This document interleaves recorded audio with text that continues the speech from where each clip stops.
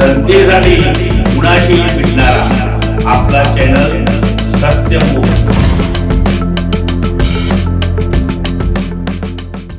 पुरोगामी विचारांचा जिल्हा अशी ओळख असणाऱ्या कोल्हापूर, याच कोल्हापूर जिल्ह्यातील ऐनी तालुका राधानगरी या गावात गेली कित्येक वर्षापासून चालू असणाऱ्या परंपरेच्या नावाखाली समाजात विषमता पसरविणाऱ्या व जाती व्यवस्थेला प्रोत्साहन देणाऱ्या एका अनिष्ट रूढीचा शेवट गाव बैठकीत करण्यात आला। ऐनी तालुका राधानगरी या गावात गेली कित्येक वर्षापासून होळी या सणानंतर 9व्या दिवशी एक सण रोंबाट या नावाने ओळखला जाणारा साजरा केला जातो। हा सण गावच्या पूर्वापार संस्कृतीचा एक भाग असून या सणामध्ये गावातील पुरुष एकत्र येऊन विविध वेशभूषा साकारतात व सांस्कृतिक कार्यक्रम सादर करतात। त्यावेळी स्त्री वेशभूषा साकारलेल्या पुरुषांची गावातील लोकांकडून चुकीच्या पद्धतीने अवहेलना केली जाते। शिवाय याच सांस्कृतिक कार्यक्रमात एका विशिष्ट जातीचा उल्लेख करून त्या पात्रातील व्यक्तीस अपमानास्पद बोललं जातं।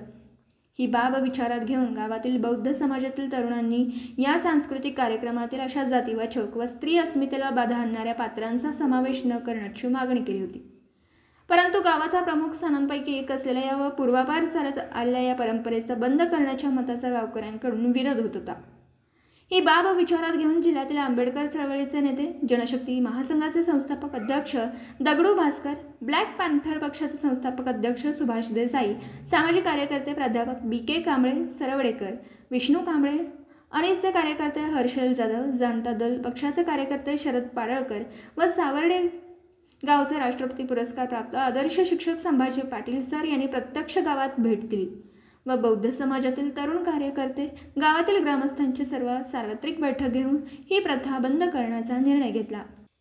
या प्रसंगी जिल्ह्याचे आंबेडकरी चळवळीचे नेते दगडू भास्कर, ब्लॅक पॅन्थर पक्षाचे संस्थापक अध्यक्ष सुभाष देसाई, सामाजिक कार्यकर्ते प्राध्यापक BK कांबळे सरवडेकर, विष्णू कांबळे, अनिसचे कार्यकर्ते हर्षल जाधव यांनी ही प्रथा समाज विघातक कशी आहे याबाबत मतं मांडली। तर पोलीस उपनिरीक्षक आकाश भोसले यांनी गावकऱ्यांना कायद्याची भाषा समजावत या प्रथेचा कडाडून विरोध केला। तसेच शिव, शाहू, फुले, आंबेडकर यांच्या विचारांचा पगडा असणारा तरुण विचारवंत बाबासाहेब कांबळे यांनी प्रथेला विरोध करण्याचं कारण स्पष्ट करत लोकांच्या मनामध्ये बौद्ध समाज रोंबाटा हा खेळ बंद करायला लागला असा समज झाला त्याबाबत स्पष्टपणे सांगितलं की हा पारंपरिक पद्धतीने खेळ चालू राहील, पण त्यातील अनिष्ट रूढी परंपरा बंद करायला हव्या, बाकी कोणत्याही गोष्टींना समाजाचा विरोध नाही। यावेळी गावातील देवस्थान समितीचे अध्यक्ष संजय पाटील यांनी सामंजस्याची भूमिका घेत यापुढे गावात जातीय तेढ निर्माण करणारी प्रथा केली जाणार नाही याची खबरदारी घेतली जाईल अशी ग्वाही दिली। यावेळी गावचे सरपंच सौ संपदा पाटील, मान्य सरपंच बळवंत पाटील, तंटामुक्ती अध्यक्ष एकनाथ पाटील, पोलीस पाटील विश्वास सुतार, ग्रामपंचायत सदस्य माडे चंद्रकांत कांबळे सरपंच, ग्रामस्थ व गावातील तरुण वर्ग मोठ्या संख्येने उपस्थित होता। काय आहे ही प्रथा?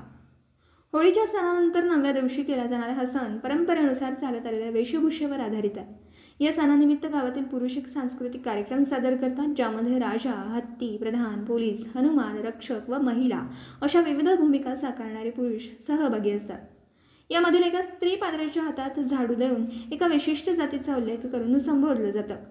शिवाय त्या स्त्री पात्रातील व्यक्तीला कथानकात अपमानास्पद भाषेचा वापर करून बोललं जातं।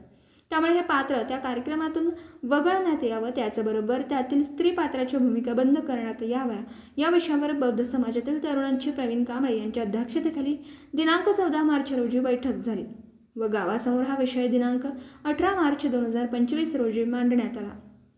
गावातील लोकांनीही हा उत्सव पारंपरिक व स्वच्छता याचा मेळ घालत कार्यक्रम सुंदररित्या संपन्न करून इतर गावांसमोर एक उत्कृष्ट उदाहरण ठरले। सत्यमुख प्रतिनिधी विक्रम कांबळे। जनतेसाठी कुणाशीही भेटणारा आपला सत्यमुख। लाईक करा, शेअर करा आणि बेल आयकॉन ऑन करा। मित्रांनो, विसरू नका।